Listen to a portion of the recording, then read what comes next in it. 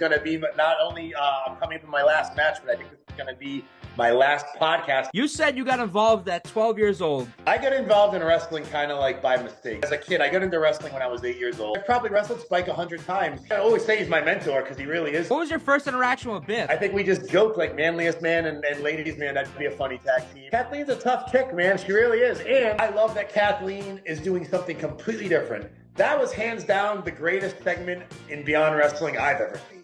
Next thing I know, they announced me as Teddy Goodz. Congratulations. Teddy Goodz will forever be known as a WWE wrestler. He wrestled at some point. But tell me about that match with Matt Cardona. We're all top to bottom. I've been saying that Matt Cardona, my match with Matt Cardona was my favorite. I thought I was going to retire. I remember telling myself I'll retire when I'm 40. So I'm 42 now. So that means when I was like 39, 40. The show I'm putting together for my final show is such a gathering of all my friends of the past. Like, yeah, it's never going to happen again. This is Best for Business with your host, Coach C, Chris Sanders. All right, everybody, welcome back to the channel. Another episode of Best for Business. Now, my guest, Teddy Goodz. Actually, fun fact, Teddy thought of this name. So, Teddy, thank you for joining me for this one. Thanks, man. Thanks for having me. I've been waiting for this. I think this is going to be not only I'm coming from my last match, but I think this is going to be my last podcast. I've been saving it for you. Oh, I thought we were going to get a part 2 down the line, but maybe you never know. Oh, shit, man. Maybe. You never say never. We're starting to upgrade. We're getting, like, real mics and everything, so maybe we can do, like, a part 2 in Cojo's or something. Hell yeah. Dude, I have a real mic somewhere, too. We can do it real professional next time. Yeah. I'm buying everything. So let's talk about you now. I listened to you. You were on the radio, what was it, like a few weeks ago. You said you got involved at 12 years old. So at such a young age, why did you want to get involved so early? So this is not to... I probably never even really got into depth on this story, but I'll just tell you quick. So I got involved in wrestling kind of like by mistake. So I really, as a kid, I got into wrestling when I was 8 years old. Loved it. My first match was in Providence, February 2nd, 1990. I've said this before. Hulk Hogan against Mr. Perfect. It was awesome, dude. It was magical. And I remember going there and just being like, I was mesmerized because at this point, I had dreamed of just going to a wrestling match. I was watching it on TV. I probably begged my dad for like a year till he finally brought me. And we went, and he brought me a couple more times after that. Then we would space it out. He didn't bring me every time. Yeah. So fast forward maybe like a year or so after that, my mom saw a clipping for an independent wrestling show, which ended up, it was actually called New England Wrestling, which was like the predecessor to Yankee Pro Wrestling and Top Rope Promotion. Yeah. And there was a little newspaper ad, and it was really funny. It said Raging Bull, so I thought Manny Fernandez would be there. I'm a 12-year-old kid, and I know who Manny Fernandez is because I would read magazines. There was no internet. For everyone who doesn't know, I'm 42 years old, so I come from an earlier era. But anyway, so rewind, see the indie show. Scotty Too Hotty was there, actually. Scott Taylor, Rick Fuller. It was pretty cool. So I remember at that show, I went up to the ring and I touched it, and I was like, holy shit. I touched a wrestling ring. This is beyond a dream come true. Maybe one day I could do this. I could be a wrestler. So right around that time, there was a local AM wrestling show. And these guys, I actually posted a video on my YouTube channel if anyone wants to hear it, a few of the episodes. But it was Low Price Lenny, who was almost like a modern day Teddy Goodz or Cojo combined. He ran this place called The Gob Shop. He sold sports equipment and odds and ends, but he was also a local wrestling promoter. He would promote the WWF shows in Fall River in the 90s. So basically, I go to my first indie show. Within a year, this guy's putting on a local wrestling match, and I call into his wrestling local talk radio show. It's Low Price Lenny and Mr. X wrestling head-to-head, and they're doing trivia, whatever. And dude, at the time, I'm so old, I had to call long distance. So I had to get my parents' permission to call from Rhode Island to Mass. Yeah. It was whatever, cents a minute. And I call to do this trivia thing, and I answer all their questions, and they're just like, holy shit, this kid's 12 years, 10, 11, 12 years old. So I do it a couple of weeks in a row, and I just shoot my shot. I'm like, I'll beat anyone. Bring me on. And they were like, okay, come on. So I went on the radio, dude, at 12 years old, and that's when the door started to get kind of opened up for me. There was two wrestlers there doing an interview who hated each other. Actually, I remember who they were. This guy, Party Man Juan King. Okay. Who no one would remember except for probably Sidney Bakabella, but there was this guy, he looked I'll send you a picture of him, we can post it. He looked like Don King, but he was Juan King. And he was actually at the first wrestling match I went to. And then there was another woman who was at the first match called Miss New England. So my dad's thinking it's from some like Sports Illustrated model. I'm like, ooh, a 12-year-old kid. Oh, there's going to be a chick in a bikini. It's Sandy Starr.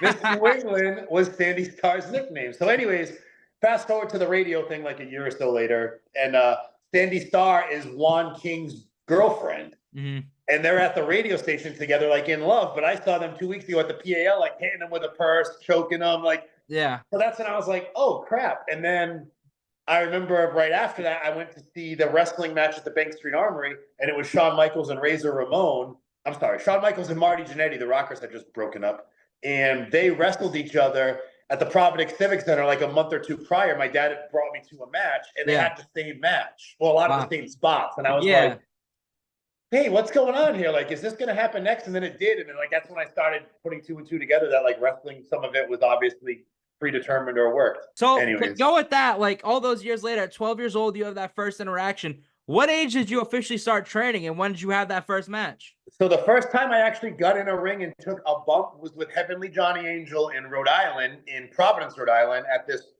It was a group called Mayhem Independent Wrestling, and it was formed by the Storm Brothers, the Dogs of War, and who actually, rewind maybe like a year prior, I'm going to Yankee Pro Wrestling as like a fan, but I'm on the radio. I'm getting interviews for these guys on the radio show. I'm kind of like helping out the wrestling head-to-head thing, you know, as a 13, 14-year-old.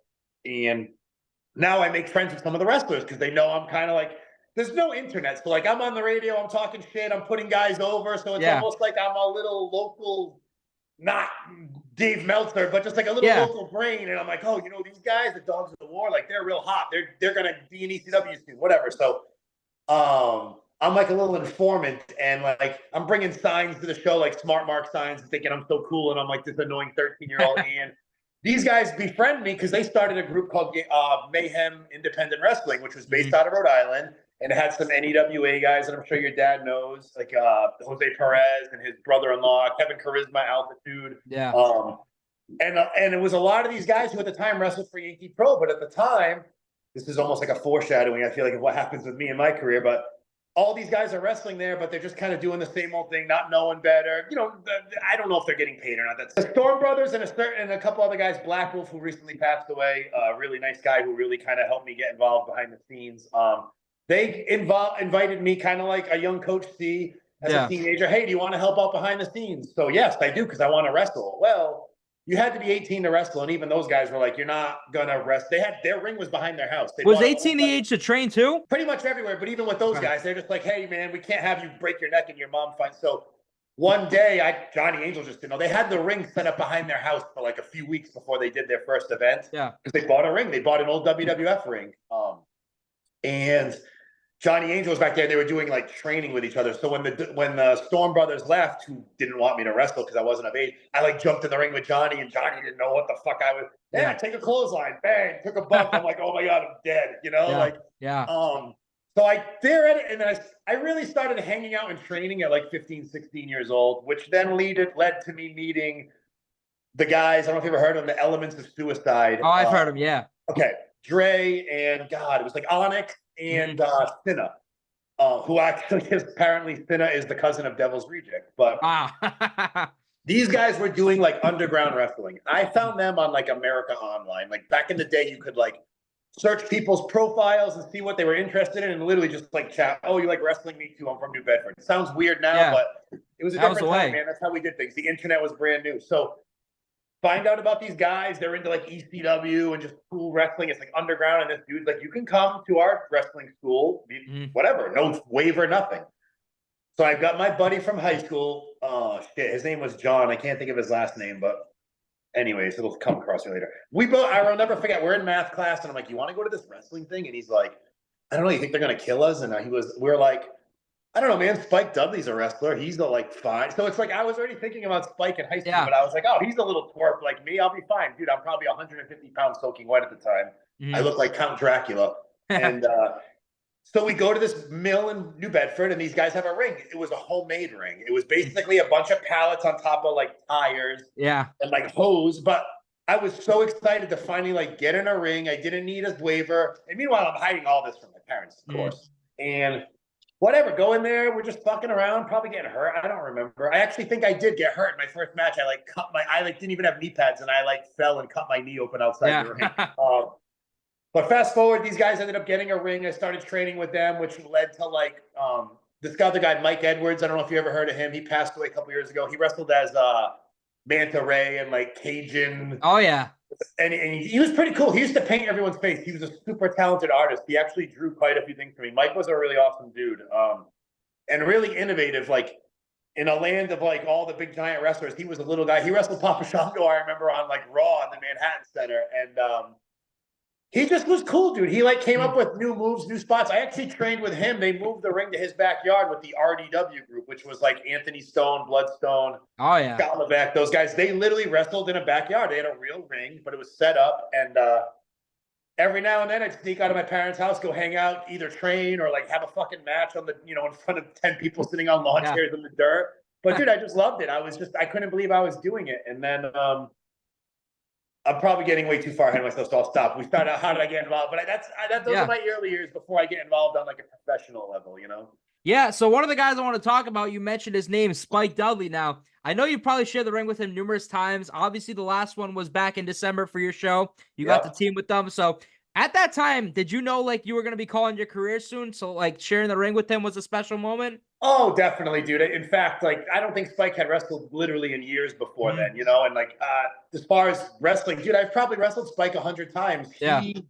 I'm the one that got him into the top rope fold with Steve Ricardo and those guys. Wow, and the whole lockup. I believe it was me and Gino Giovanni who had mentioned Spike Dudley lives in Rhode Island, and I really pursued it, and we got him. Never forget the first time I met him. I had a broken ankle. It wasn't even from wrestling, ironically. And he walked into school and I was on crutches, but I had to be there. I wanted to meet this guy. I had it in my head. I'm going to be the standout of this group. And at the time, not to knock anyone, but it wasn't that hard. There was just a lot of the local yokels, nothing special, whatever. But Spike walked in. I was I'm going to stand out. I want to wrestle this guy. So somehow I probably politicked my way into wrestling him in his first match after WWE. I'll never forget, I invited my girlfriend's family there. It was Thanksgiving night, sold out in the back of the Price Right Plaza, wicked sketchy area. Yeah.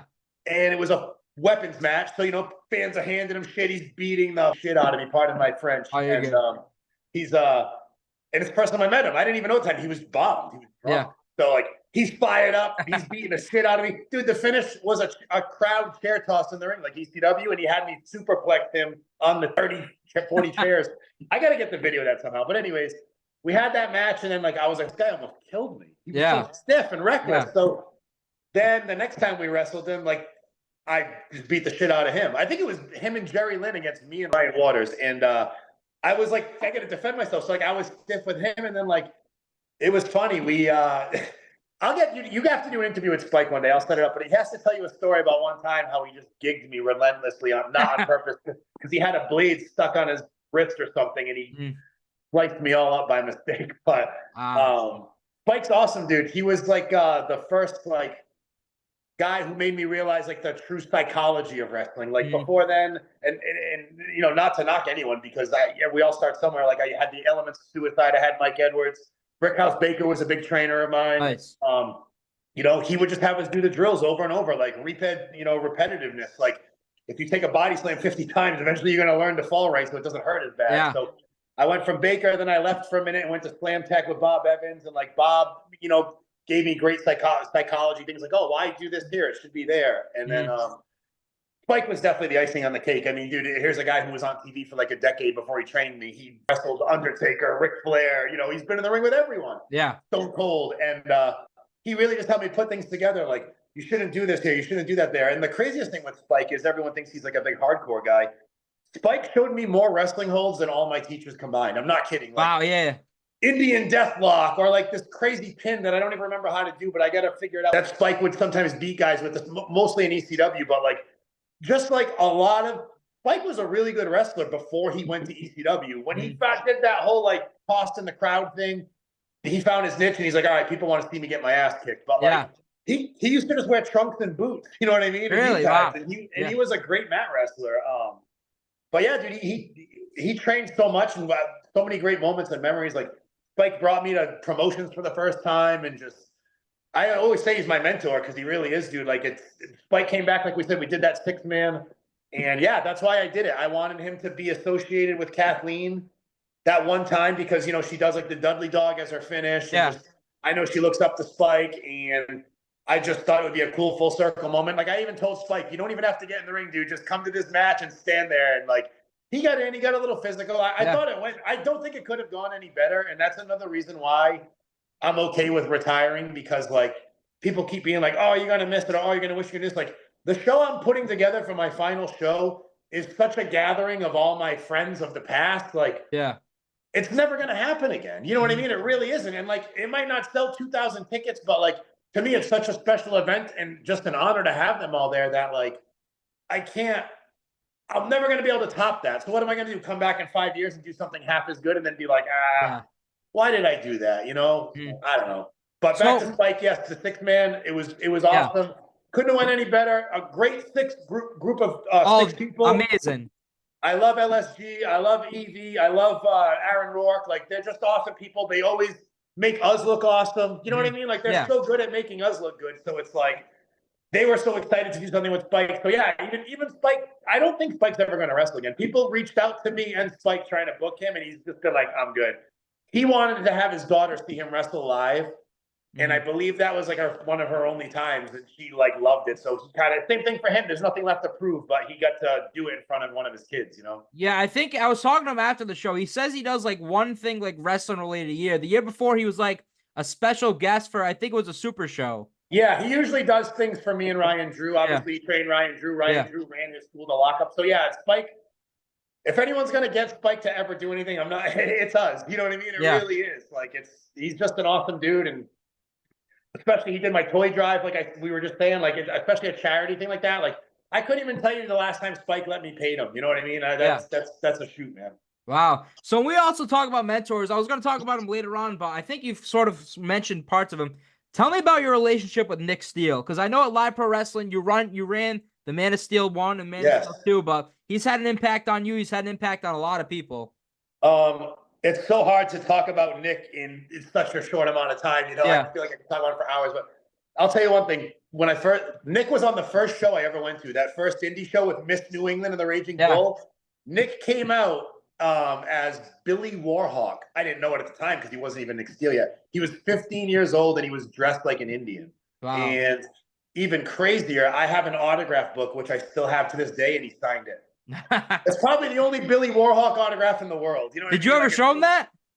I think I did, and he just laughed. You know, because dude, you don't know we're never going to see each other again. Like if something's going to happen, it's really tragedy, like it did. But so fast forward to when I started training, I kind of avoided Nick Steele. I was pretty much like, I kind of was afraid of him. Like I said, when I broke in, I was a twerp, and he had a reputation for fucking stretching guys. And so I tried to avoid him, and then eventually started training with him, and we were cool. And I took a break from wrestling for a couple of years. I was like pursuing music and stuff. And when I came back, Nick was like heavily involved with top rope and stuff. He was one of the trainers. And I remember we came back around, like Nick broke my nose in a match. And like, you posted crazy Nick Steele story. I might've told this before, but one time someone pulled a gun on us at a bar and somebody pulled a 6-shooter and put it behind Nick's head. He had a bald head. I'll never forget. Nick Steele was talking to Steve Ricard about the gym or something to do with squats. I don't even know why. None of us were like gym heads at that point. Yeah. And some guy goes, "Oh, I get your squats right here." This huge dude, the guy was like 6'4", pulls out a gun, puts it to Nick Steele's head, the back of his head. I'm like, I'm seeing my life flash before my eyes.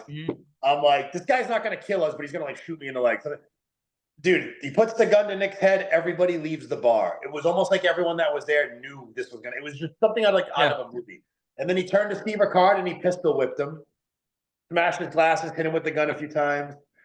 But Nick the whole time was like, "Bro, just let me finish my beer and I'll get out of here." Nick was so calm. It was like, I just couldn't imagine anyone reacting that way with a gun to their head. And the guy pulled the hammer back, and we don't know if it was loaded or not. But I mean, the guns have always been in my family. I grew up going to like the gun range with my dad and stuff. Like a gun trigger, for people who don't know, is so sensitive.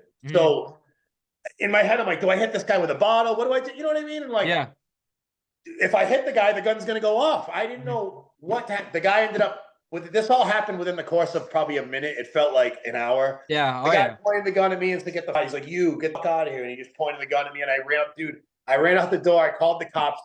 They were there within like a minute, but I'll never forget. Nick Steele always busted my ass. He said I ran away, and he'd always be like, he always had this quote: "Feet don't fail me now," and everybody would say it to me for years, busting my ass. But I have so many memories with Nick. Nick got me a job as like my first job as a bouncer, which ended up being like a 10-year career. Like I never even fought adults in my life until I was around Nick. Like, you know, I'm not a big fighter or anything like that, but like, I don't know, dude. Like Nick was the man. Like everybody, the one thing with Nick is everybody like just respected him. Like it's crazy. He was around for like literally when he passed away, he was in his mid-40s, you know, like he wrestled for like 20 plus years. And even in his mid-40s, he was still like better than a lot of other guys, you know, and he connected with fans. And Nick literally loved wrestling and he loved his kids, and that's all he like cared about, you know, like that was it. Like nothing else mattered. But the Man of Steel, a tribute to Nick, dude. It kind of made me like upset that like Nick passed away and like nothing really happened. Like he passed away the night before I was running an event at the Vault, or I think it was the night before. Yeah. And everyone decided to have the show in honor of Nick. Like it was mutual. Nick would never want us to cancel a show because he passed away. Yeah. As crazy as that sounds, that's just how he would. So it was really tough, man. And it was an emotional night, and we had a show, and we said it was a tribute. We did a 10-bell salute. Bobby Cruz, I remember, came. Yeah. On like a couple hours' notice, he just said, "I want to do almost like a eulogy," you know. And him and Thrillride spoke at the beginning, and dude, we just had a show in honor of Nick. And in fact, I think that's the first time I ever teamed up with Little Mean Kathleen. Really? Yeah. Wow. So when we talk about parents, we're going to talk about Little Mean Kathleen, but I'm curious, somebody you always talk about, what was your first interaction with Biff? So Biff came around at first, and I just kind of paid no mind to him. I just thought he was like another one of these, like, back in like the mid 2000s, Top Rope was like very cliquey. Like 3/4 of those guys pretty much only worked there, or like maybe like for Bob Evans as well. And like we all kind of were. So if like a chaotic guy came in or something like that, they were always like an outsider, because it'd be like 2 or 3 guys from Chaotic or 2 or 3 guys from New York come in a car. They're not really our boys. Yeah. It's like, oh, hey. And I remember at first, like Biff just came around a handful of times, and then he moved away. And I believe that's when he went to Texas and he was training with like Funaki and training with Lance Storm and all that. He moved back, and I went to a wrestling show. I think it was Lethal Pro Wrestling, or it might not even have been Lethal Pro. It was some like one-off, but I went to the show. It was in Fall River, Mass, and Biff was there at the bar, and he was wearing a suit, and he was like, "Ladies man," and I was like, "Manliest man," and he's like, "You want a White Russian?" And I was like, "Sure." Like I never even drank a White Russian before, which is basically like a milky alcoholic drink. Yeah. And he's in a full suit, and I'm like, "Why the fuck are you all dressed up?" Like I went to the show with one of my buddies to probably have drinks and make fun of it. You know what I mean? It was or something stupid. It was one of those indie shows you knew there was going to be 17 people at, and questionable wrestlers. And Biff is there in a full suit. I'm like, "Oh, what are you doing here?" He's like, "Oh, cutting a promo." I was like, "Oh man, nice." And like you could tell he was embarrassed, but he was just getting back to New England, probably taking any bookings he could. And Corky Road Club, that was the name of it. We'll figure out what promotion it was. And I think I left before he even did the promo. Like, all right, whatever, dude. And I think I hit him up and said, "You want to do some Yankee Top Rope shows?" And he started doing some shows for us. And I think we just joked like Manliest Man and Ladies Man, that'd be a funny tag team. And then my roommate, for whatever reason, I think got into a relationship and was moving out. And I was like, "Hey, want to move in with me?" You know, so Biff moved in with me, and the Wing Mansion was born, and we lived together for like 2 or 3 years. And it was cool, dude. We do a lot of shows together, and I get to watch Biff's career rise. Like seriously, dude, when he was living with me, he was doing like PWG and like all that stuff and really blowing up at Beyond and on the indies. And then he got signed, you know, it was crazy, dude. It was unreal. Like, I'll never forget. I told him he's crazy. He was never going to get signed. And he's like, "If I just work hard and keep doing these shows, I'm going to get signed." And I was kind of like you do, you know? And I was like, "Yeah, right. You know, you got to go kiss someone's ass if you want to get signed." Dude, he got signed. He actually was in the same tryout as like Tommaso and Gulak and a few other guys who all got denied actually like the first time around. Biff was the only one that got signed. And ironically, all those guys got on TV before him. So not to put words in his mouth, but I think there was some frustration. There was on my behalf as a friend. I'm like, why isn't Biff getting a push? Why aren't they doing anything with him? You know, but everything happens for different reasons. I mean, Biff's in an awesome position now. So, and you had a podcast with him at one point. Yeah, we had a dude. Not only did we have a podcast, the podcast was actually generating a little bit of income for us. It was pretty cool. And like we had, we knew a lot of guys. So we had like Scotty Tuhati, Godfather, Eddie Edwards, Tommaso, Ivar. Like we would just do these podcasts. But then we started I was telling you, we would do the podcast so unprofessionally. We would just start doing them with a cell phone. Mm-hmm. We would turn on like the voice recorder and be like, all right, Eddie Edwards, what'd you have for lunch? Oh, then we just meet guys at shows and get more stuff. We just got more and more content. But yeah, Biff got signed and he's like, all right, yeah, take all those down.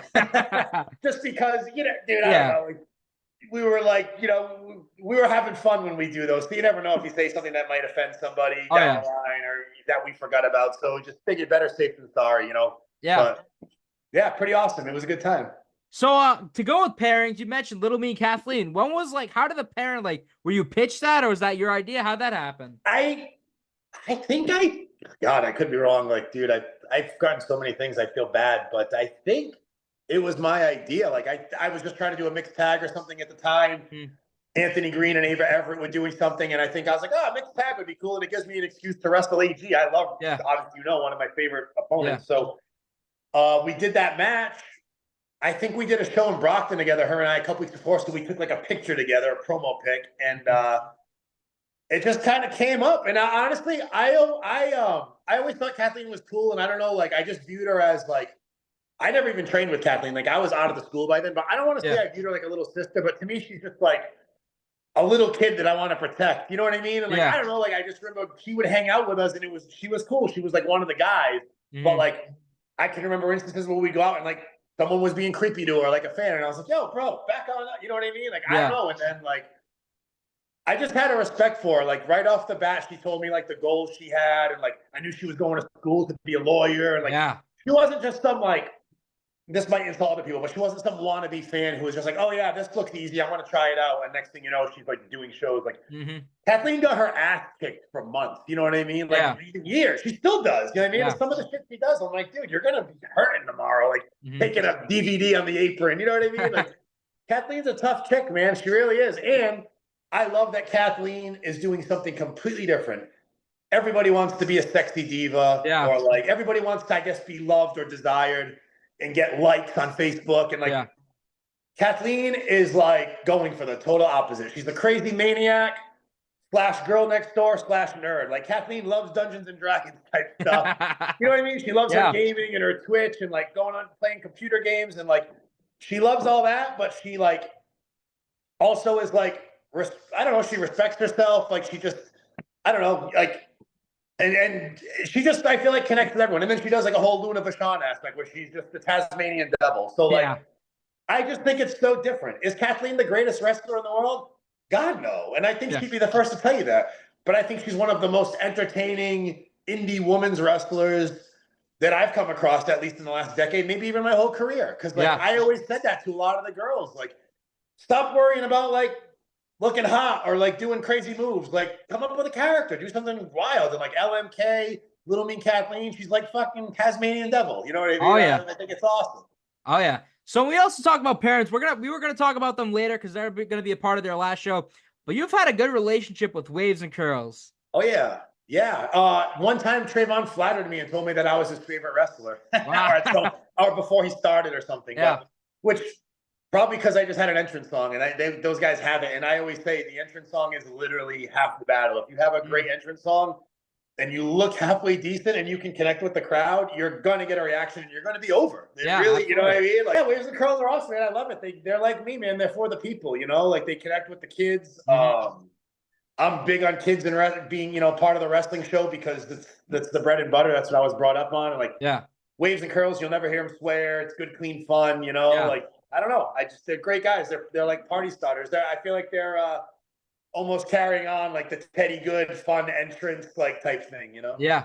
So speaking of entrance music, you had one of the best themes. I think I would think you liked it, but then you switched to DMX. So when did you want to make that change? Because I remember even Super Show, they did a tribute before your last match, and they used your old theme too. So when did you want to make that change? Shit, I think. It was my idea. Dude, basically, I know everybody that I use Hall & Oates, and it's funny and all, but I don't know, after a while, it's just I wanted to change it up, so I would change it up when I would tag. Like I used to tag. I had a run where I teamed up with Nick Steele probably for like a year, and I would use "Who Let the Dogs Out." The joke, it was more of a joke song between us because like Nick would bark and we would just listen to that song and get us fired up. But we knew it was silly.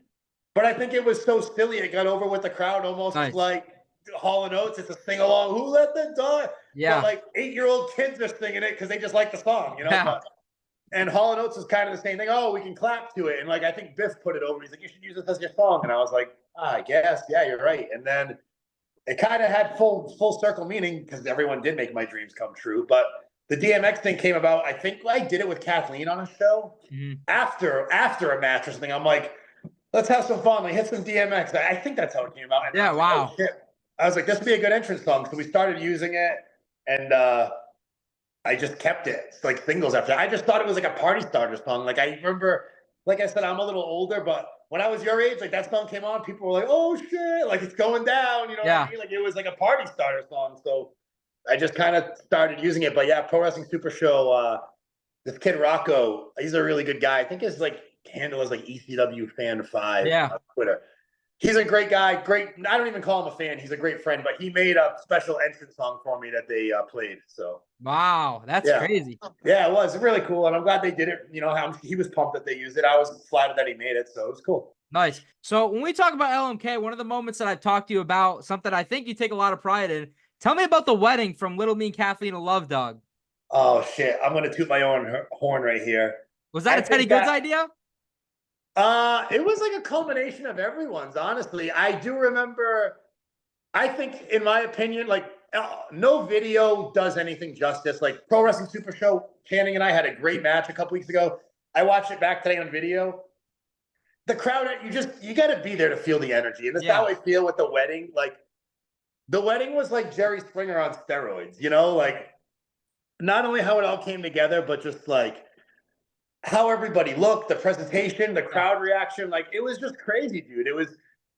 I only went heel there because I didn't think I could pull it off locally, owning like a toy store and just everyone like knowing me, like, but that was hands down the greatest segment in Beyond Wrestling I've ever seen. Nice. Like top to bottom. I'm not talking about, it doesn't, maybe not the best match, which Drew Cordero did tell me after my match with Matt Cardona was the greatest match in Beyond Wrestling. Oh, we're going to talk about that after. All right. It's been about a year or two. I don't know if it still holds up, but he told me. But in my opinion, that wedding, especially with everyone involved, it was like 12 moving parts down to Puff. You know what I mean? And Tracy Williams. That was, in my opinion, the greatest segment ever. Like, even Brother Greatness, like, he's so good at what he does. And, like, I don't know, dude. I just thought it was awesome.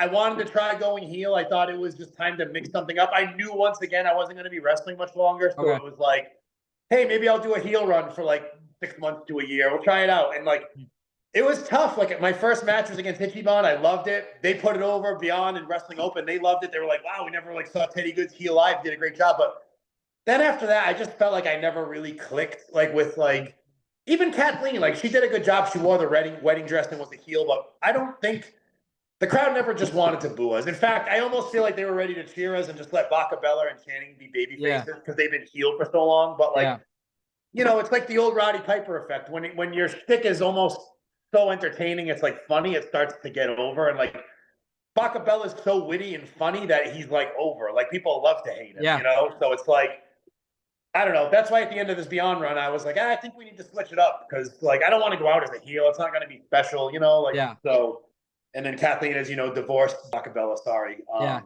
But, it was awesome. Dude, it was right down to the wedding dress. Her dad taking a pile driver. How hard was it for him to get involved? Was that something hard or did he want to? No, I think it was his idea. Wow. And just to pull the curtain back, I believe they rehearsed the pile driver once on a mat, and that was it. Nice. Wow. You know, he took it like a champ. Oh, dude, it was awesome. It was a great moment. And like I said, I'm going to on top of even though I don't think my heel run and Beyond was anything to write home about, when I turned on Doug, I felt like I got an amazing reaction. Because like Kathleen went heel. Oh shit. Okay. All right. Oh fuck. Now Teddy Goodz. Where is this going? Like, it was a really hot angle. I don't think it lived up to its full potential. Maybe that's why I feel like the heel run wasn't anything amazing. It was fun. It was still cool to do something different. I got to wrestle some great opponents. I got to wrestle guys I'm sure I would have never worked had I stayed babyface. So I mean, I don't know if we're going to talk about it later, but Beyond Wrestling has always been good to me, man. I really did have a lot of great opponents there. Probably bang for buck-wise, my greatest opponents in run were Beyond Wrestling, you know? Wow. So when we go back to talk about mentors, there was a photo that was posted a few weeks ago, iconic. You, Brandon Webb, and Craig Costa.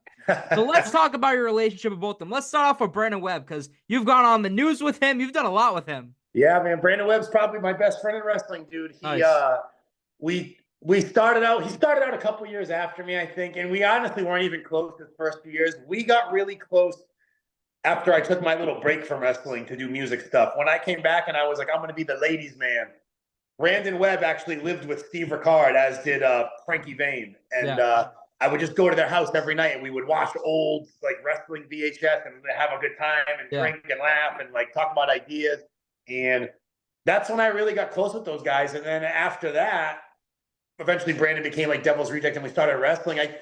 I think next to Channing Thomas, I've wrestled Brandon Webb more than anyone else, you know, or chopped it more than anyone else, especially outside of wrestling. Yeah. But he is like, those two guys right there, and Frank, I would say, if you had to say like who were your brothers in wrestling, like those are the guys, you know, those are the three guys. Like, Brandon Webb is my Danger Boy and Alfredo. Brandon Webb and Craig Costa, you know. Yeah. But yeah, dude, and same thing with Craig. Like, I remember when Craig got back into wrestling, it was that Bobby Cruz ran a show at the Armory, and I wrestled Goldust. Which, fun fact, the last wrestling match ever at the Bank Street Armory was Teddy Goodz against ladies' man against Goldust. Yeah, and which was, to me, a huge moment as a kid and a fan because I grew up going to the Bank Street Armory to watch WWF, ECW, you know. So to all the legends that wrestled there, I mean, it doesn't mean anything to anyone else, but to me, to be like, wow, I wrestled in the main event of the last show ever, it's cool, you know, like absolutely. To go as from a kid just wanting to see it. But Craig Costa, dude, yeah, he was on that show. I think he was supposed to be a one and done. He helped sell some tickets, so they let him on the show. And I remember looking at him going, like, who's this guy in the friggin' flaming tight gimmick, you know? I'm like, and then Craig was a firefighter, and he was chubbier at the time, and he wrestled the Guy, and Guy Medeiros, who was a good friend of mine when I first broke into wrestling. And Craig, like, I think kind of jumped in the top rope because, you know, they were like, hey, you want to sell a few more tickets? Want to come wrestle at PAL? And I became friends with Craig. Craig's local to me. Ironically, now he lives like a mile away from me. Dude, we would just go to the shows. We'd hang out afterwards. We'd have fun. Like Craig's mind, like I know you interviewed him, is always thinking about wrestling. He's just like a fan at heart. He loves it, you know. Like that's why he can't let it go. He's still back again, you know. And it's because I'm around, you know. I don't. He said you're the reason he came back. I don't think. And this isn't like, you know, anything bad, but I just don't think Craig will be around much longer after I retire. I think he'll probably going to wind down his career very soon in ring at least and kind of come in and help out almost like Steve Langer does, you know, every now and then kind of thing, which is fine because, you know, Craig is he's going to be 50 soon, you know, and I'm not going to be too far behind him. So, you know, Craig got a crazy bruise / injury at my farewell show in Brockton, and it was just getting thrown out of the ring. I'm not kidding. Wow. This big on his back, like insane. Like I'd be a baby. I'd be in the ER. I'd call off the rest of this farewell tour if I had that bruise on me, you know? Wow. But, and then another guy, let's talk about Ryan Waters. Ryan Waters, that was like my first partner. He was the one who started Top Rope Promotions with me. At the time, it was Yankee Pro Wrestling, and we got in Steve Ricard's ear, and we were like, dude, Spike had just come around. No, Spike hadn't come around yet, but we were like, if we want to try to get this out of the whole $2 ticket flea market mentality, like we need to bring a name in, Brutus the Barber Beefcake. We need to charge $10 or whatever, you know, I don't know, maybe $10 and $15, but like, we need to actually pay the wrestlers something, you know, and because at the time, nobody got paid. And the deal with Yankee Pro Wrestling was you got paid if you did their sold shows. So Joe Eugenio, Steve Ricard, they'd sell a show to a high school for X amount of money. Yeah. All right, whatever. We got $1,000, $2,000. Everybody gets $50, $75, whatever. You know, so everyone got paid. But in turn, you would work the New Bedford and Fall River shows for free, and they ran like every 2 weeks. And dude, we didn't care. We were like 18, 19 years old. You know what I mean? Wrestling. Yeah, the reps in. Oh yeah. Getting paid every other week, maybe $75. Some weeks had 2 sold shows, so you make $150 a month wrestling. Oh yeah. 4 times. So you know, to an 18-year-old kid, I'm like, yo, I'm living the dream. So we convinced Drew and I convinced Steve, not only we need to charge and like maybe bring a name in and just establish ourselves as more legitimate, we need to change the name. Okay, well, Yankee Pro Wrestling was owned by like Top Rope Promotions on the books. So we're like, get rid of Yankee Pro. Let's just call it Top Rope Promotions. And of course, Steve was like, that's crazy. Like, that's not going to work. Plus, the word wrestling isn't in it. You know what I mean? It's just Top Rope Promotions. And then so whatever. Drew and I, we really helped Steve with the overhaul of the show, the school. Let's book some guys from Chaotic. Yeah, they want a little gas money, but we have it now. You know, shit like that. And just try to make the product better. And I'll never forget, Steve used to always joke, TRP doesn't stand for Top Rope Pro. It stands for Teddy Ryan Pro. And I think that was actually the password at one point for like the Gmail or whatever that we could all access. It was like Teddy Ryan Promotions. That's what it was. Because Steve would be like, you guys want to take over everything. You want to do it your way. We'd all argue. We were like the Three Stooges, you know, but it was because we ultimately wanted the better of the company. Like, I don't even think we were thinking about money. Me and Drew just wanted to see the PAL sold out. You know what I mean? Like that's what we wanted to wrestle in front of people. So maybe towards my later years, sell some merch, you know, but it wasn't about the money because back then there really wasn't any money, you know? That's true. Yeah. But anyway, Ryan Waters was my tag team partner. We broke in together. We ran wrestling classes together. You know, I trained with him at the school every week. He's just awesome. He's still a great friend now. He just, you know, he runs Pro Wrestling Super Show. Nice. He believes in good wrestling. He believes in training people. That's why he does it. Ryan Drew's not making any money. He's doing it out of passion, you know? Yeah. And then the next guy I want to talk about, you talked about when you talked about Brandon Webb. Now, when you think of like Teddy Goodz and they have that saying, the Batman to the Joker, do you have a Joker? Because the one guy I wanted to ask you about was Channing Thomas. Oh, yeah. Channing Thomas and Brandon Webb. Probably my two Jokers, honestly, you know? Like, all right, Brandon Webb is my Joker of the, you know, 10 years prior, and we'll say the last 5 has been Channing Thomas. You know what I mean? Like, I'd give it to them, definitely. I can't think of anyone I've wrestled more. Guys I like to wrestle more. I mean, them. I also love to wrestle Anthony Greene, BRG, JT. Yeah. We could talk about this for days, but all those guys, I feel like I've wrestled the most because I love wrestling them the most. And like I said, they're all guys who make me look like $1 million.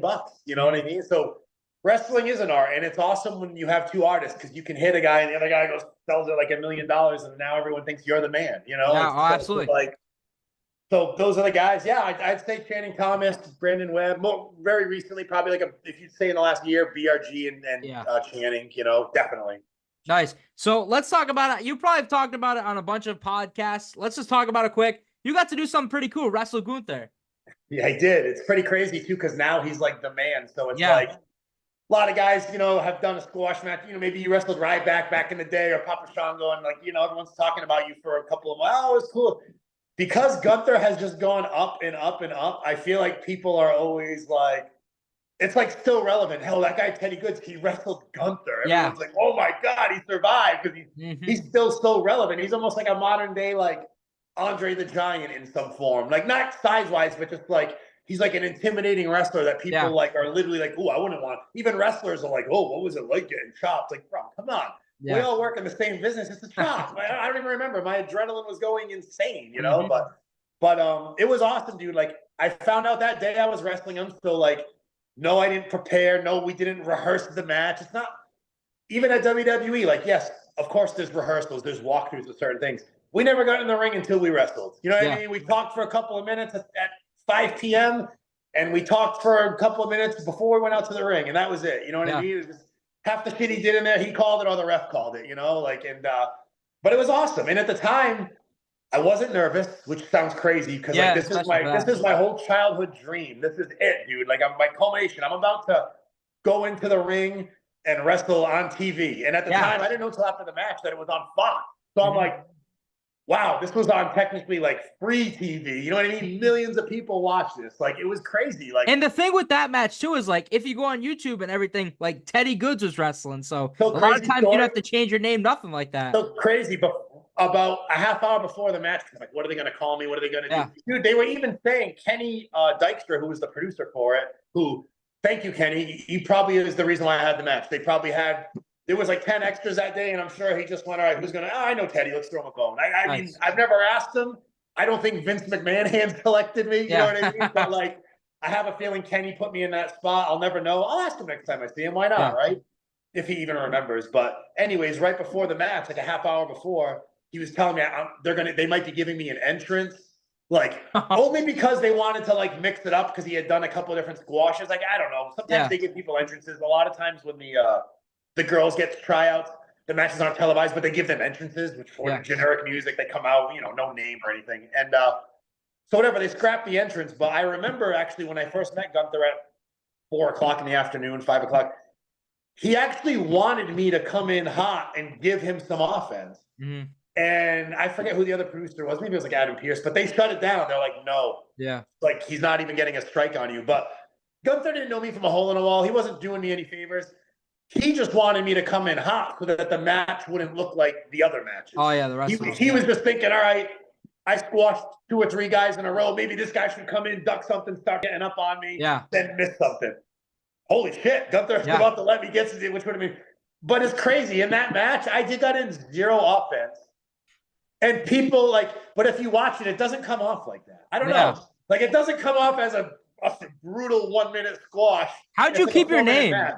But back to Kenny and my name.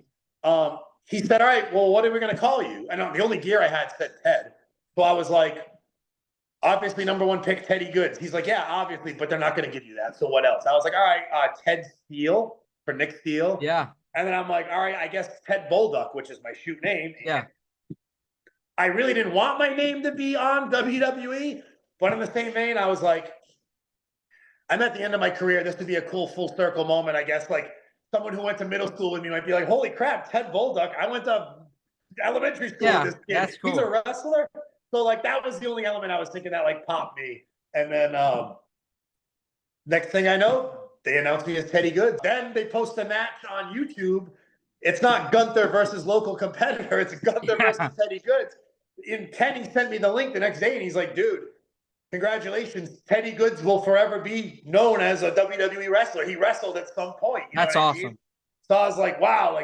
Now at this point, I was already thinking my wrestling career was definitely coming to an end. And it's like, well, now you do this. I'm still in shape. I can still work. Now I'm riding the wave. Everyone's like, dude, you were in WWE. This is crazy. The whole world saw it. Now I did up my rate a little bit because people were like, in my head, I'm like, I wrestled for WWE and AEW. Yeah, I'm not coming to your show for $40. Sorry. You know what I mean?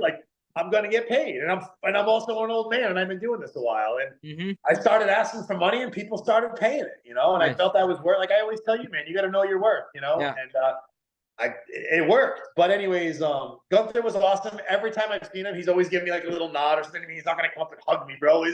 I'm just a little speck on his thing. But people will still text me now, dude, you are on WrestleMania. I'm like, well, in the Gunther highlight reel, SummerSlam. Dude, I must have took a good big boot at Powerbomb or something because I guess they showed my highlight in a bunch of his things. So it's cool. It's cool that people will reach out to me to say something. You know what I mean? Genuine wrestling fans. It's crazy. I never thought that would happen. Oh, yeah. And then let's talk about it. Something that you've taken a lot of pride in recently. I don't know how long it's been in the works, but you start Live Pro Wrestling. The first show, I forgot what month. It was 2022 in the summer. I forgot what month was the first one. So how long was that in the vault, an idea for? So long story short, Live Pro Wrestling came up out of nowhere. Basically, as many people know, I was doing mostly exclusive with Top Rope. I used to promote shows. Same thing with Live Pro. I would sell, it's called Sold Show. A group would buy the show off me. They sell the tickets. They keep all the profit. So doing stuff with YMCAs, a couple of schools here and there. Towards the end of it, even Top Rope, I did all Top Rope social media at the time. So on all their posters, I would put Live Pro Wrestling and then Top Rope Promotions. Yeah. Or Live Top Rope Pro Wrestling, whatever. I just thought every poster should say Live Pro Wrestling, which obviously they do because we see it even more than ever now. But I decided to come up with the unoriginal name of Live Pro Wrestling. But I was doing that. I remember the last handful of Top Rope things I did. I put Live Pro Wrestling, and Steve was like, hey, where's the Top Rope logo? Where's the Top Rope name? And I used to just be like, it doesn't matter. We're advertising pro wrestling. Yeah. I'd rather people not know who are going to be here and just be surprised and want to buy tickets. Yeah. But anyways, eventually, Steve and I, as a lot of people know, we went separate ways, kind of out of nowhere. And I actually had one more show booked at the Revival Brewery through Top Rope. And I think we called it Top Rope, that was the agreement. But Steve and I, we were just arguing with different visions for the company. And he owns it ultimately. So I was gone. And then it kind of lit a fire into my butt because I'm like, well, I'm not going to stop doing shows. I'll get it there. I'll get a ring from someone else, and I'll just call it Live Pro Wrestling. I'm not even going to do many shows. I'm not going to start a promotion. I'm just going to give my friends a place to wrestle on a Sunday every 3 months. So we did that. which obviously snowballed into some sold shows, brewery shows, school shows. It's been awesome, but I never changed the name. Should I have given it a name? Maybe, but I don't know. Like I have a logo, and that's how I see it. Like that's my brand. So yeah. I'm sure it's a matter of time before someone's going to steal it. I was going to say, have you got the trademark or anything for it? I think I'm going to. I'm in the process of trademarking the toy store right now, so that's probably going to get with Mike Dawkins. So I think I'm going to throw that in there with it. Yeah, I think it's just kind of snowballed. It was never my intention, Yeah. I ran some shows in Fall River on my own. The shows at the Vault I've done on my own, but the majority of the shows now are actually all sold shows. So a brewery hires us. We bring them the show, they sell tickets, whatever.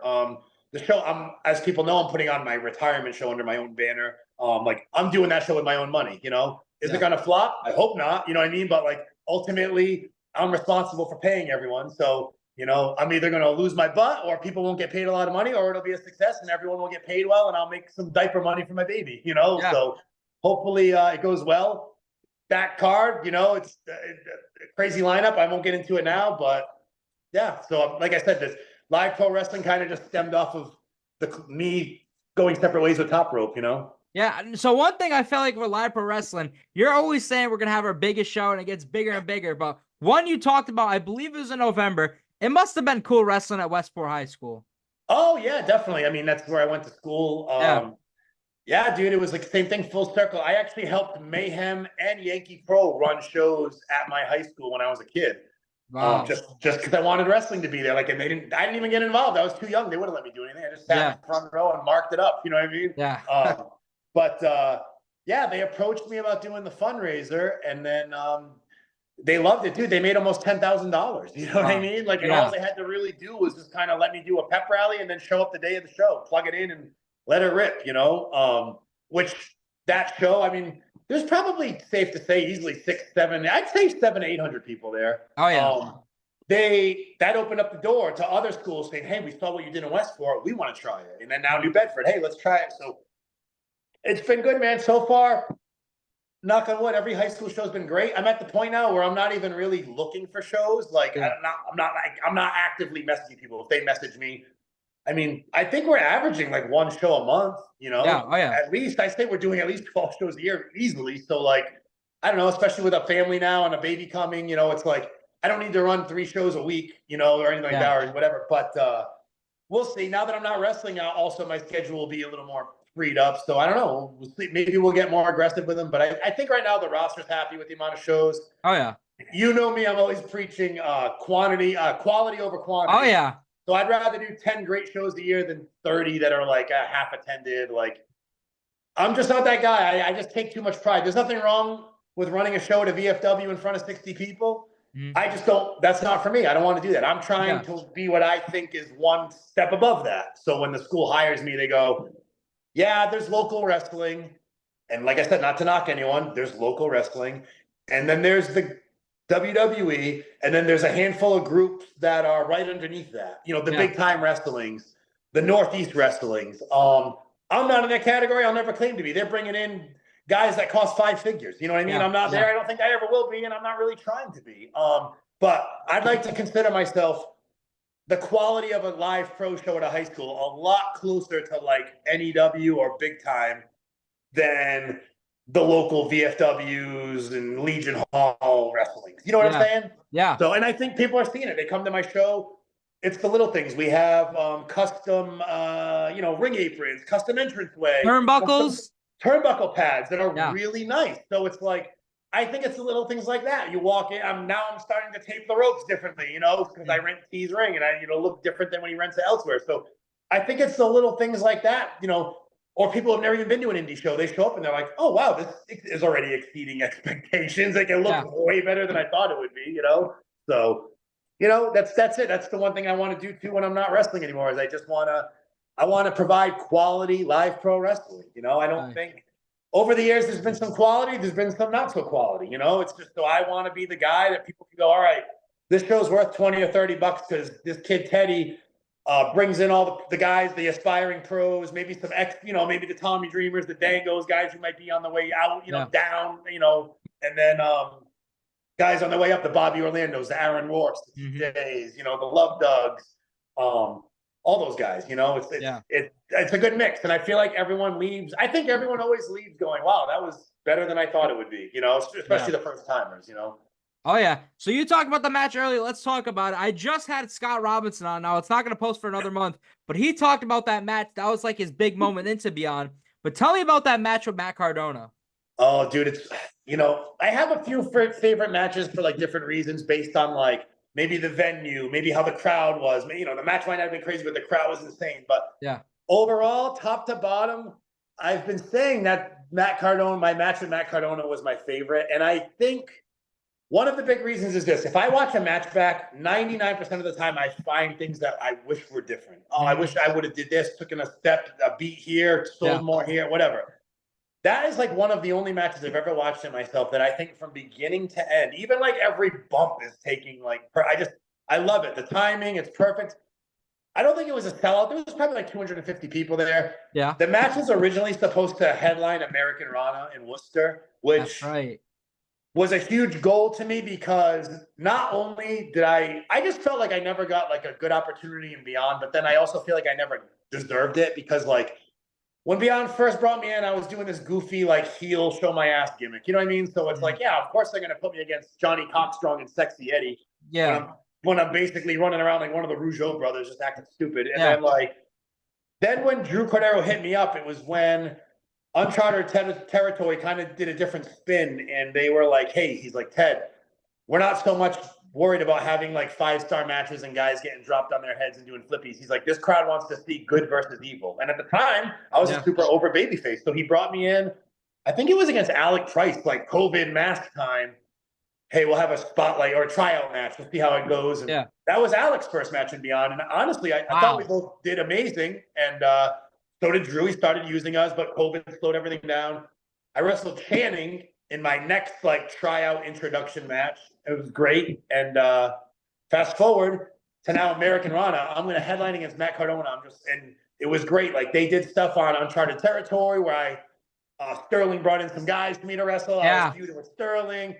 It was, dude, it just from top to bottom, for me, because I was never signed to WWE or anything like that. This was like my moment. Like we had like a couple of months of like TV leading up to the match, all this shit, and full circle, I'm going to be the main event for the company that I just felt like I never got. Like I always wanted to shine in. Like this was my big moment. I was going to main event Beyond Wrestling at their WrestleMania show against the guy who's been a WrestleMania. So fast forward, there's a hurricane, the show gets canceled, right? I had this gear made for it, all this shit. So now Cardona's super busy. The match happens. I think it was in like November. So like 3 months later, we have the match. It went awesome. Like I said, my only regret from it is I wish it happened at a sold out Americanrana when Beyond was like super red hot.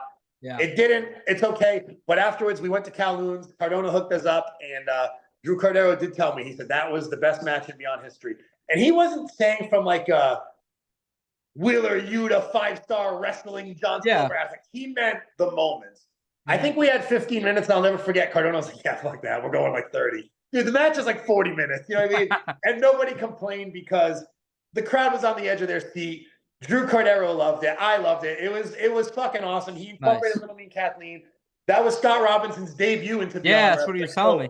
You know, I don't even, it's like little things like that I forget about, but I have to realize that's a huge moment for him. And he thanks me for it to this day. So it's like, you never know how, like, I could do a whole other podcast about people whose careers I've probably helped or got started or advanced. And that's not even me patting myself on the back. That's just me being involved in wrestling for 25 years and being a good person and trying to help people whenever I can. You know, like I've told you, you're young.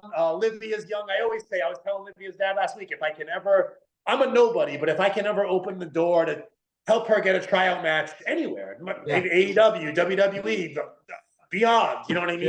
I said, I would vouch for her. I think she's a good kid. I said, I respect how, as her father, you've always been around her training because she was so young. And I've told you the same. Like, I don't know a lot of people, but if I can help connect you with like a WWE employee or something, you know, like that's all I want to do, man. I just want to help people out if I can. It doesn't cost anything to be a good person or help someone, you know? That's true. Yeah. And even like Cardona, yes, it cost his booking fee.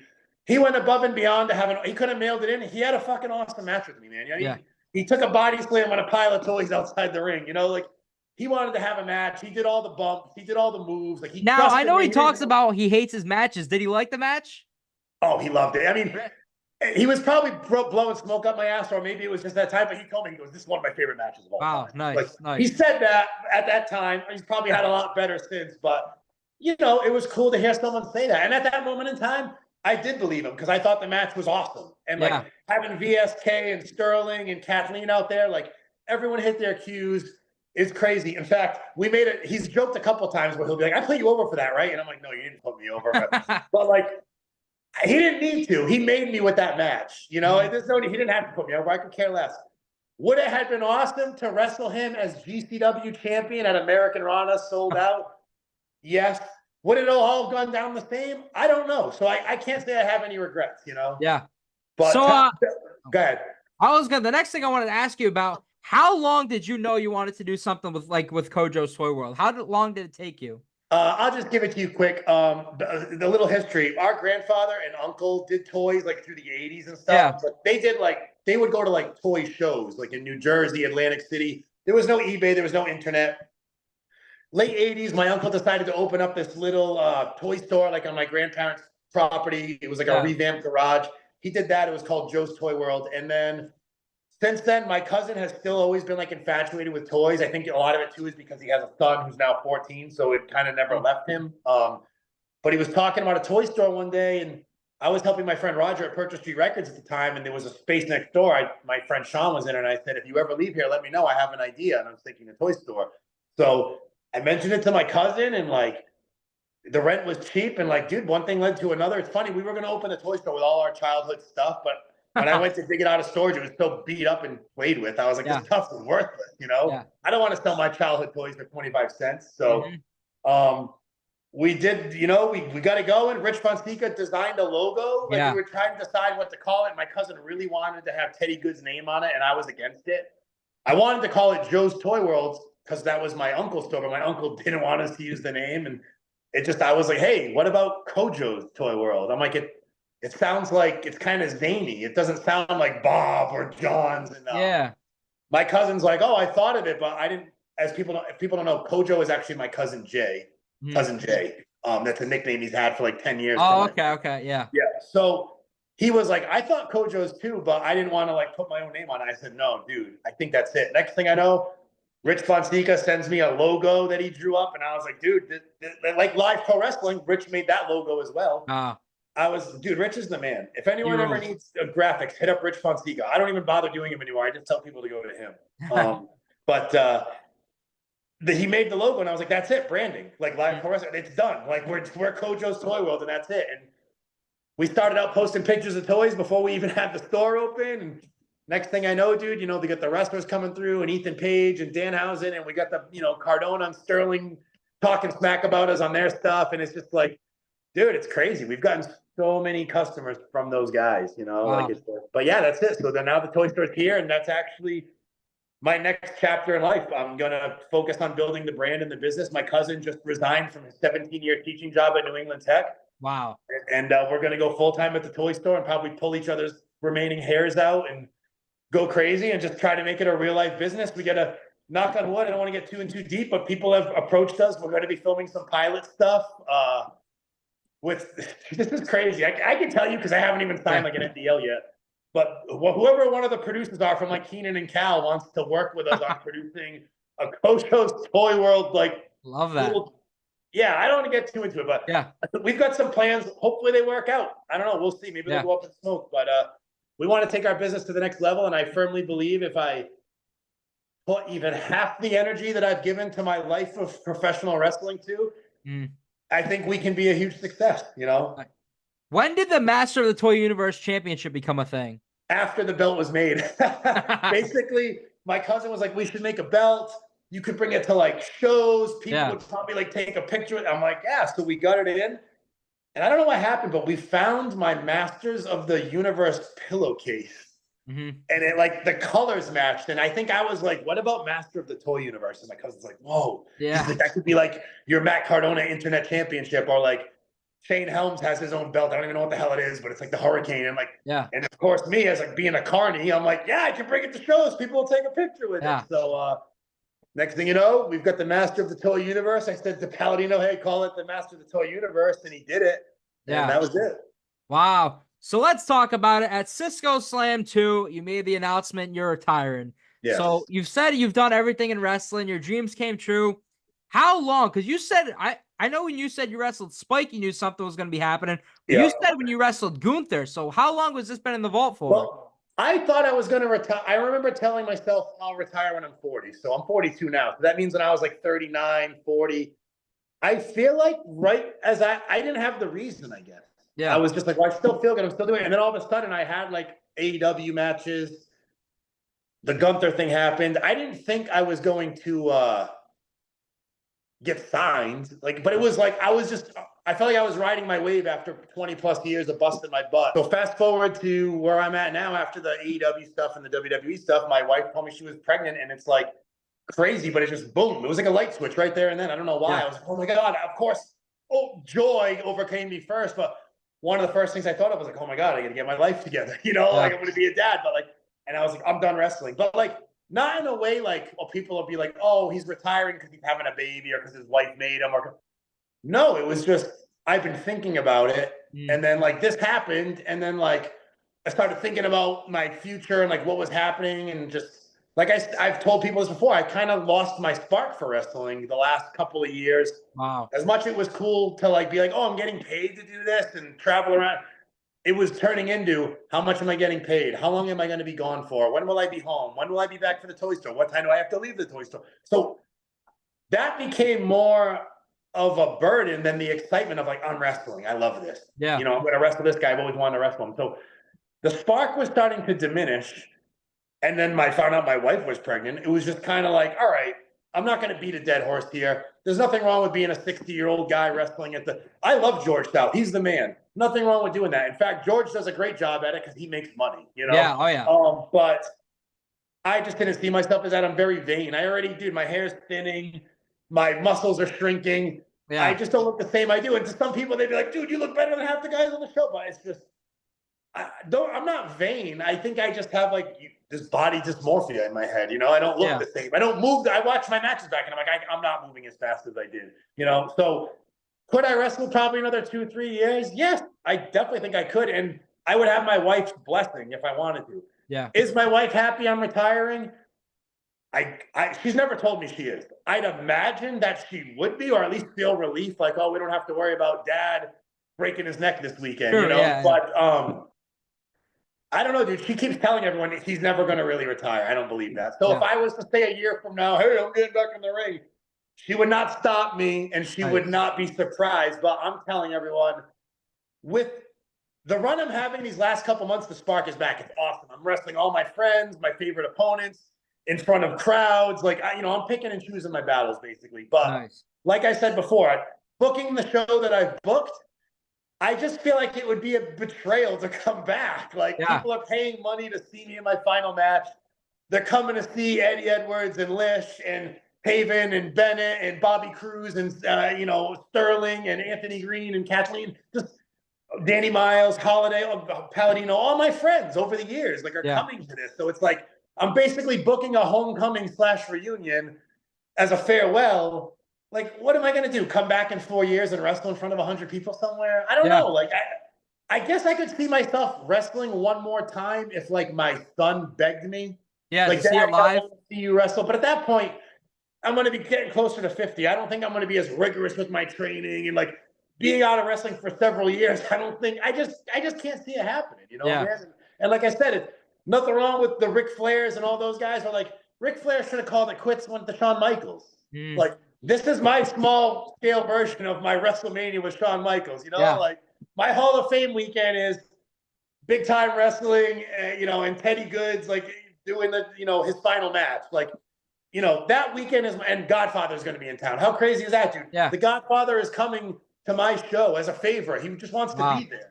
That's awesome. Like, I've always said he's one of, like, of all the famous wrestlers I've met, he's one of the few I've always stood in touch with. He's always been honest, a stand-up dude. the kind of guy who will offer to pay for something, doesn't take advantage of you. So, yeah, dude, I'm spending the whole weekend with Godfather. I just remembered that. Like, I'm going to take him back with me Friday after the big time show.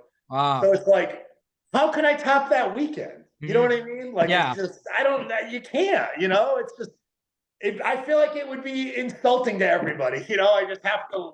So if I get an inkling in 3 months, which I don't even think I will, I just let it go. I think I'm going to be so wrapped up enjoying my life as a husband and a dad and a business owner that I've also felt like it's my turn to just step back and let my boys and girls do their thing. You know what I mean? Like, I can always yell at them and coach them and say, no, you got to do this, clap more, shake your ass more, get the crowd into it, whatever. But like, I don't want to take away, not that I am taking away, but like, I don't need to be in the spotlight, like I appreciate that people cheer for me and want to see me, but Bobby Orlando is going to give you a way better match with BRG than me. You know what I mean? Like he's going to lay it all on the line and do the crazy shit. Like I'm not going to say I'm mailing it in, but I'm doing what I physically can without killing myself. I may dive out of the ring a few times, but that's about as crazy as getting for Teddy Goodz. I don't know. Final match is coming. Maybe I'll go buck wild for everybody. We'll see. So as we're wrapping up, do you want to talk about a few of the guys that are on that final show? Yeah, sure. So as everyone knows, my final match will be September 22nd. My whole weekend, basically, I'll lay it out. September 20th, I'm going to be at Big Time Wrestling. I'm wrestling Danny Miles for the belt one more time, one of my greatest rivals. I've probably wrestled Danny Miles in more states than any other wrestler because Big Time has brought us to, everywhere in the East Coast. I mean, Big Time has gone all the way to California, but I've wrestled Danny in Virginia, Maryland, North Dakota, South Dakota, Maine, New Hampshire, New York, Massachusetts, Rhode Island. Like, I don't know. Like, Devil's Reject might be close, but Danny, I've probably flown with Danny Miles more than any other wrestler. So I know he's got to be the most I've ever wrestled as far as across the country. I'm wrestling Danny one more time for their belt. No one believes me, but I say I have a good chance. I know I'm retiring. I know it sounds crazy, but I still have the boyhood dream. You never held it, right? What's that? You never held the Big Time title? No, dude. I've probably had about 50 shots at it between Flex Armstrong and Danny Miles. Another guy, shout out to Flex Armstrong. Awesome dude. He was kind of like an exclusive Big Time wrestler. He came and did a few shows for me that I ran under the Top Rope banner. Flex is the champ. I don't think he loved being a top rope because he's used to being the main attraction, but look at the guy. He's larger than life. He is the main attraction. You know what I mean? He's probably the most jacked wrestler I've ever wrestled consistently. Flex is an awesome dude. Some of my favorite matches and memories with him, he'd probably say the same. Another guy with Danny Miles, probably second place for as wrestled in the most states and traveled with all over the country. Flex is a good dude. Shit, man, I should hit up Flex for my last show. I didn't even think of that. I'm doing a autograph signing on that Saturday with Godfather at Pro Wrestling Super Show. Nice. And then my final show, the 22nd. Who's going to be there? Let's see. Diehard Eddie Edwards, who I basically started out with. Mike Bennett, another guy who I remember coming in like my first year. Matt Taven, a dude who I've seen from the beginning. I've booked a million times, coming up. Anthony Greene, who I posted a picture of the other day as a referee. That's crazy. Against Sergeant Slaughter. I didn't even know that happened until I saw the picture. I'm like, holy shit, AG's the ref. AG, awesome guy. He's always put me over and told me that I've helped him, further his career. It's like moments like things I don't even know that I would just take for granted. I helped AG really, get out there in wrestling. Who else will be there? Little Mean Kathleen, Ichiban, Ichiban isn't long-term in my career, but he's one of the few new guys that I really, really am like behind and believe in and push. So I would like him to be a part of the event. You got Thrillride. Richard Holiday, Wings and Girls. What'd you say? Thrillride. Jimmy Preston. Just announced my former partner, the Modern Day Savages. Thrillride Jimmy Preston. Yeah. He's going to be there. Do I know what to expect? Dude, no. Jimmy's crazy. Jimmy is the Donald Trump of wrestling. Take that for however way you will. I'm interested in what he has to say. I just got to let him know it's going to be PG-13. As you know, I don't do swearing at my shows. I don't even allow entrance songs to have swears in them. I'm old-fashioned. Me and my parents, we don't swear in front of each other. That's how I was raised. Yeah. Going to a wrestling match as an 8-year-old kid with my dad, if somebody was yelling a bunch of shit next to me, it made me uncomfortable. I'm sure it made my dad uncomfortable. So I don't like crowd swearing. I don't like wrestlers swearing. And I don't like – there just should be nothing like that. So I'm not saying Jimmy's a big swearer, but we know Jimmy has a way with words. Yeah. He's got several years of pent-up feelings. So Funny Jimmy Preston story, not to get off subject. One time, Jimmy Preston and I wrestled Mark Sherman and Scott Hall's son, and Scott Hall was ringside. And he made fun of his son the whole time. That was funny. Good memory. I had a lot of fun time with Jimmy. We wrestled against Jake the Snake. We wrestled quite a few legends together. I love Jimmy. I'm so happy he accepted my invite to come to the show. I don't know what he's going to do. I had an idea for something. We'll see if it pans out. Who else is going to be there? Waves and Curls. Obviously, they're my homies. You can't have a tag match without Waves and Curls there. I'm not announcing any matches. That's old school. People think it's old school. People think it's crazy, but I'm like, I have nothing to lose. Like, listen, man, with these guys, I couldn't. The last time all these guys were on a show together, actually was never, because Ichiban wasn't around, when Matt Taven was on the Indies and Mikey B. But to have all these guys, dude, it's just like a crazy reunion. It's like the greatest. It's the greatest wrestlers of the last 20 years of New England who will be allowed to come to this event. I am working on a few other surprises I haven't named. I am working with a couple of guys from TV that I am not allowed to say anything because, dude, TV's crazy. These guys got to get permission. I don't want to disappoint anyone if they don't show up. You know what I mean? But you got Mark Sterling coming? What's that? Mark Sterling's advertised? Oh, smart Mark Sterling, man. He's the, as much as we've feuded, I love Mark Sterling. Mark Sterling is the guy who's always gone to bat for me. Mark Sterling, has got me into Calhoun's and FWF and that whole major group. Nice. Who has, brought me in with open arms, and they have a great relationship with Cojo's now. We carry all their toys and everything. But yeah, I'm happy Sterling's going to be there. Don't know what he's going to do. I'm going to be honest, everyone. I'm making the matches for this show. So what I say goes. Nice. I've got so many different scenarios. I've got so many I have like 4 options for final opponents. Everyone keeps saying like, who are you wrestling? Yeah. I've narrowed it down to like 3. I'm not telling anyone. I'm not even telling them until probably the night before. Nice. I don't think I'm going to tell the wrestlers the card. Like, I think you're going to get there. Like, part of me doesn't want to tell you guys the card because I just feel like it would be exciting. So it's like, I might just text the guys and say, here's your match 6. And literally, Rich Palladino and Coral and John Royal have the rundown sheet under lock and key, Steve Langer, and that's it. And everyone can check in where they're going to be, but it's going to sound crazy. And I know I'm adding to what's already a busy, crazy, hectic life and weekend, but I just think it would be cool we live in such a world with spoilers and instant gratification and go on Twitter and you have everything instantly. Like, you got to work for it, people. I've been doing this for 25 years. I want to surprise you guys. All I can say is please buy a ticket because I'm putting up the money for this event and I just don't want to lose any. I'm not trying to get rich. I want to just take care of everyone and I just want to make memories like we have in the past. I want to give everyone a night to remember.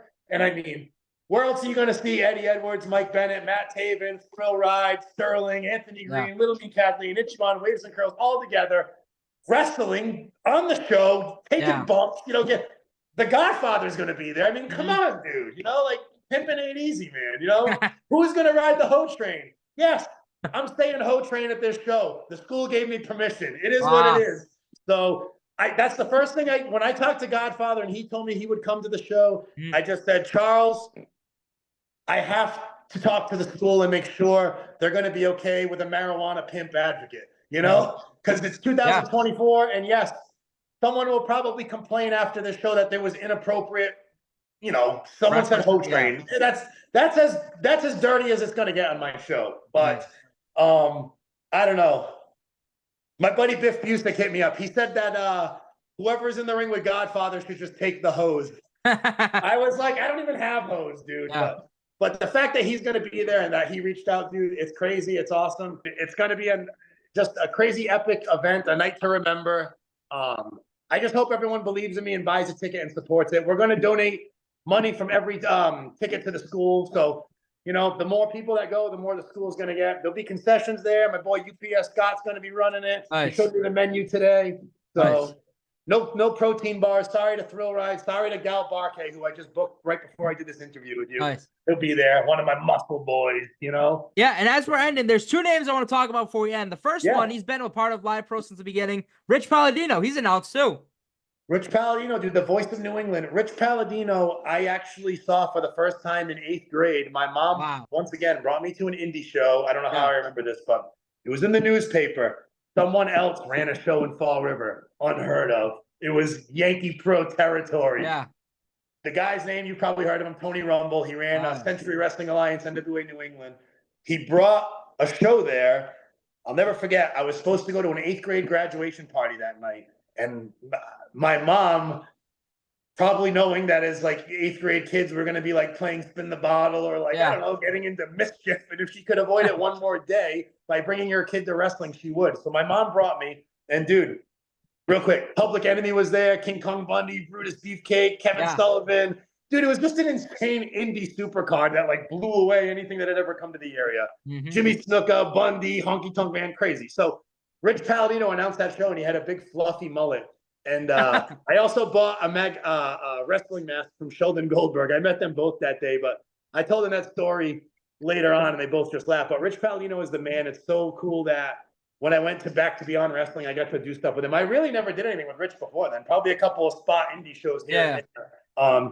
But like, Rich was actually, I feel bad because Rich was supposed to announce my last match, and it's not going to be. It's going to be Bobby Cruz. And, you know, Bobby Cruz surprised me. I didn't ask him to do the show. He just said, hey, surprise, I got permission from the office. I'm going to be at your last match. Nice. So I explained to Rich, you know, Bobby Cruz actually booked me in my first official pro match. Wow. And he was the ring announcer for it. So I just said, it's a full circle moment. Nice. I'm going to have to let Bobby have this one. But Palladino did announce me at Beyond, you know, one more time. And I have something else coming up before I retire. I want to see if I can talk to the promoter and a surprise appearance that if I can convince him to let Rich do it one more time. Yeah, and the last name I want to ask you about, Sidney Bakabella.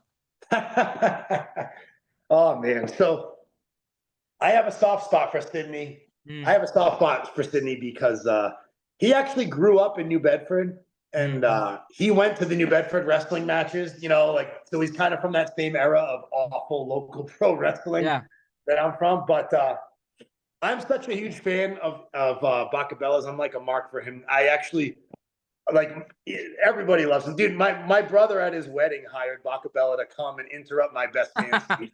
I'll have to find the video. I'll send it to you. And dude, he literally showed up in full Zubaz, NWO shirt. No one there knew who the heck he was. He grabbed the microphone, banter about how he booked the hall for a show and he didn't know why there was a wedding going on.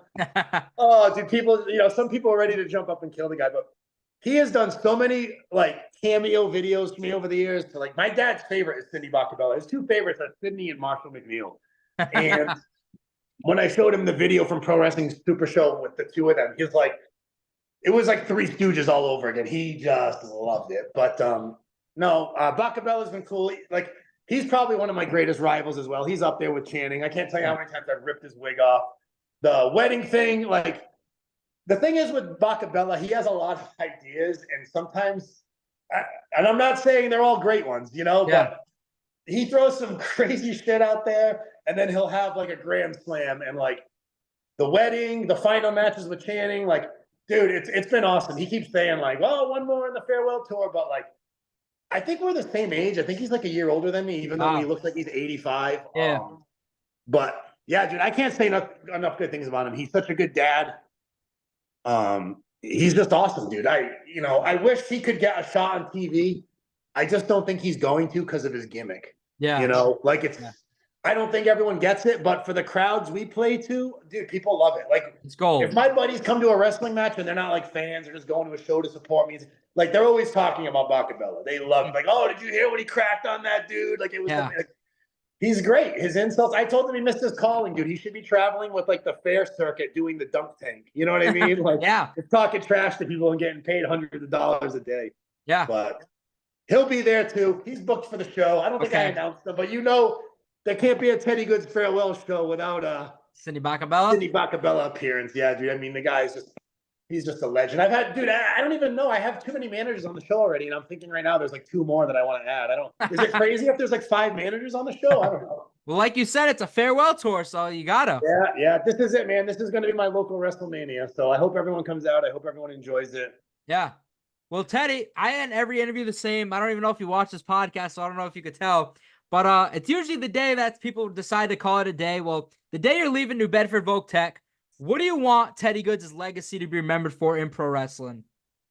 Oh man, geez. I don't know. Maybe like helping other people, making people feel good. Yeah. I know I gave some opportunities, like I said, to some people that I've probably even forgotten about or taken for granted. Like we said, Scott, the ref, and AG. I just hope I remember, be remembered, and for being fair. Yeah. Everybody, you know what I mean? Yeah. Not taking advantage of people, being honest with people. But just honestly, I hope my legacy is that I made people feel good. Nice. Well, Teddy, I want to thank you for doing this. And I want to thank you for everything you've done for me, especially. My first big opportunity was at that first live pro show, ringing the bell. Dude, you did it yourself, man. I just, you just got the opportunity, Yeah. Well, Teddy, thank you for doing this, and thank you for everything over these years, man. Of course, Coach C. Thanks for taking the time to listen to me blab. Oh, that was great, man. Thank you, everybody, for watching. Hey, I'm going to see you at the final show. Do I have a graphic? We don't even know about that. Yeah, I guess I got to make you a graphic. Send me a picture and a tape. I'll see what I can do. All right, I'll send you the photo right behind me. One quick question. Yeah. I got to ask you, if you could call the final match down the line, no offense to Scott King or Bobby Rossi, I'm going to put you on the spot. Give me some names. Who would you want to do it with? Well, I already told you, man. You already talked about the Impact. Bakabella's up there. Oh, yeah. Mark Sterling. Oh, yeah. Paul Crockett. Okay. Teddy Goodz. You want to make a cameo, too? Maybe I'll commentate my own match like The Rock. TJ Crawford did it wrestling you guys. Yeah, that was pretty awesome. TJ Crawford, dude, there's a guy who's going to get signed 100%. Oh, yeah. If he doesn't, it's a travesty. Yeah. Well, Teddy, thank you for doing this, and thank you, everybody, for watching this episode. This was Best for Business.